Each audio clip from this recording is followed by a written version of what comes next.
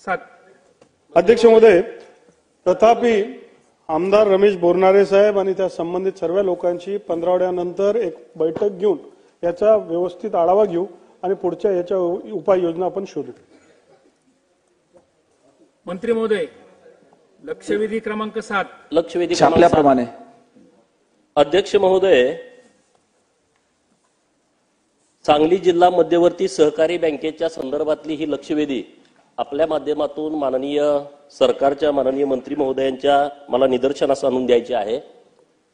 महाराष्ट्रातलं सहकार हे देशामधलं एक आदर्शवत सहकार होतं. विना सहकार नाही उद्धार ह्या ब्रीद वाक्यापासून सुरुवात झालेलं सहकार आता सहकाराचा स्वाहाकार इथपर्यंत येऊन पोहोचलेला आहे. महाराष्ट्रातली अनेक उदाहरणं आपल्या समोर आहे, पण मी सांगली जिल्ह्यातल्या जिल्हा बँकेच्या माध्यमातून किती चुकीच्या पद्धतीनं या सहकाराची वाट लावली जाते हा विषय आपल्या समोर निदर्शनास आणून द्यायचा आहे. सांगली जिल्हा मध्यवर्ती सहकारी बँकेवरती बँकेच्याच एका संचालकाने अर्ज केला की बँकेत चुकीच्या पद्धतीनं कारभार सुरू आहे, भ्रष्टाचार सुरू आहे, अनियमितता सुरू आहे आणि त्या संचालकाच्या तक्रारीवरून माननीय छत्रीकर समिती, ज्या समितीमध्ये 5 सदस्य होते अधिकारी, त्यांच्या माध्यमातून चौकशी सुरू झाली. या चौकशीमध्ये जवळपास 21 मुद्दे 83 मध्ये तपासले गेले आणि त्याच्या संदर्भामध्ये 83च्या चौकशीमध्ये जिल्हा बँकेवरती ठपका ठेवण्यात आलेला आहे. 83ची चौकशी झाल्यानंतर 88ची चौकशी सुरू झाली. 88च्या चौकशीमध्ये काही मुद्दे जाणीवपूर्वक वगळण्यात आलेले आहेत आणि परत या चौकशीवरती स्टे देण्यात आलेला आहे. माननीय मंत्री महोदयांनी या बाबीकडे सिरियसली बघितलं पाहिजे.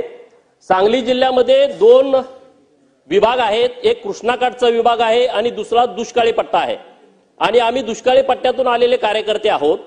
दुष्काळी तालुक्यातल्या शेतकऱ्यांनी सभासदाची फी भरून अनेक साखर कारखाने, अनेक सूतगिरण्या त्या भागामध्ये उभा केलेल्या आहेत.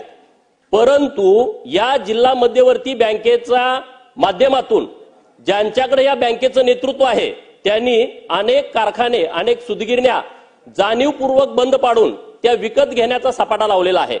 आणि काही 2 उदाहरणं मी देऊन परत जो माझा मूळ मुद्दा आहे त्याच्यावरती येतो. एक कारखाना आहे जतचा सहकारी साखर कारखाना, जो 250 एकरामध्ये आहे आणि जत शहराला लागून आहे.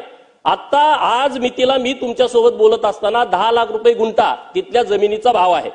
हा कारखाना राज्य बँकेनं 40 कोटीला एका नेत्याला विकला आणि 8व्या दिवशी जिल्हा मध्यवर्ती बँकेनं त्यांना 120 कोटीचं लोन दिलं.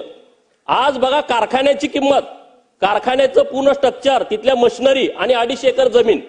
महाकाली सहकारी साखर कारखाना आहे कवटे मंकाळला, या कारखान्याचं 140 कोटीचं कर्ज आहे.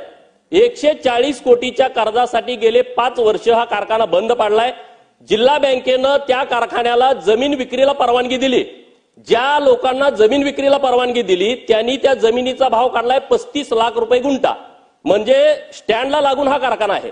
आपल्याला सगळ्याला माहित आहे की कोणत्याही शहरामध्ये एसटी स्टँड असते, तो एकदम हाय रेटचं ठिकाण असतं. त्या एसटी स्टँडला लागून हे 280 एकराचा कारखाना आहे. माझं काय म्हणणं आहे की 20 एकर जमीन विकली तर 140 कोटी फिटून 40 कोटी कारखान्याकडे शिल्लक राहत आहेत. परंतु त्या नेत्याचं म्हणणं हा कारखाना बंदच पडला पाहिजे आणि ती पूर्ण जमीन आणि हा कारखाना मला थोडक्या दरामध्ये विकत मिळाला पाहिजे. मग ही बाब आपण थांबवणार आहात का नाही थांबवणार? आणि मग पुढे जाऊन आटपाडी मधला मानगंगा सहकारी साखर कारखाना, हा कारखाना विक्रीत काढण्याचा डाव हा त्या कारखान्याच्या लोकांनी काढलेला आहे, जिल्हा बँकेला धरून, जिल्हा बँकेचं नेतृत्व करते त्या मंडळीला धरून. म्हणून आमचा आक्षेप असा आहे की 2 वर्षापूर्वी आटपाडीतली सहकारी सूतगिरणी, ही सहकारी सूतगिरणी जिल्हा बँकेनं लिलावात काढली. लिलावाची रक्कम ठेवली 40 कोटी रुपये आणि विकली कितीला? 11.5 कोटीला. मंत्री महोदय साहेब, अत्यंत सिरियस विषय आहे. जिल्हा बँक 40 कोटी लिलावाची किंमत ठेवते, तुझी सूतगिरणी 11.5 कोटीला विक्री करते. जेव्हा दस्त होतो, खरेदी होते, 11.5 कोटीची स्टॅम्प ड्युटी भरायला पाहिजे. परंतु अध्यक्ष महोदय, 11.5 कोटीची स्टॅम्प ड्युटी हे रजिस्ट्रारनी भरून घेतली नाही, त्यांनी 100 कोटीची स्टॅम्प ड्युटी भरून घेतली, 6 कोटी रुपये. म्हणजे सरळ सरळ इथं लक्षात येत आहे की 11.5 कोटी आणि 100 कोटी म्हणजे जवळपास 88-88 कोटी रुपयाचा इथं सरळ भ्रष्टाचार दिसतोय. तुम्ही सूतगिरणी विकली 11.5 कोटीला. राज्य सरकारनं 24 कोटी रुपये या सूतगिरणीला दिले होते. ते 24 कोटी रुपये का नाहीत भरून घेतले बँकेनं? 24 कोटी रुपये भरून न घेता बँकेनं विक्री करण्यासाठी परवानगी का दिली? यामध्ये बँक जबाबदार आहे. आणि परत त्या सूतगिरणीचे 46 एकरचे एनए प्लॉट पाडून ते 200 कोटी रुपयाला विकले गेले.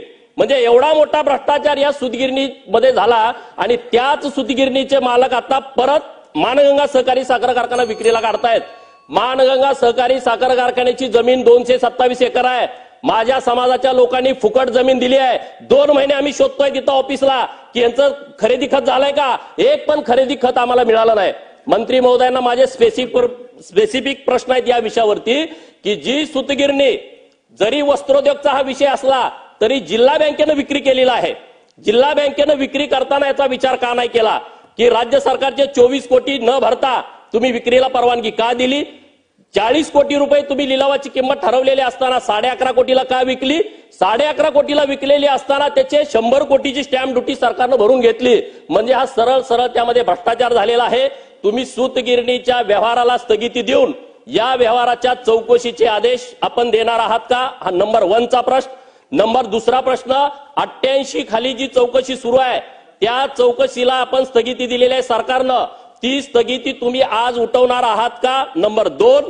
नंबर 3, 83 चौकशीमध्ये जे मुद्दे समोर आले होते त्यातले मुद्दे जाणीवपूर्वक वगळले. ते कुणी वगळले, कशासाठी वगळले आणि आता ते मुद्दे घेऊन परत 88ची चौकशी होणार आहे का? आणि त्या चौकशीला तुम्ही काय टाइम बॉन्ड प्रोग्राम देणार आहात का की महिन्याभरामध्ये 1.5 महिन्यामध्ये आम्ही याची चौकशी करू आणि त्या संचालक मंडळावरती फौजदारी गुन्हे दाखल करून त्यांच्यावरती कारवाई करू. आणि मानगंगा सहकारी साखर कारखाना जो आहे तो अत्यंत महत्वाचा सहकारी साखर कारखाना, ज्या कारखान्याची किंमत देता काय मंत्री महोदयाने बोलले ना आता. बरं ठीक आहे, परत मला द्या एकदा बोलायला.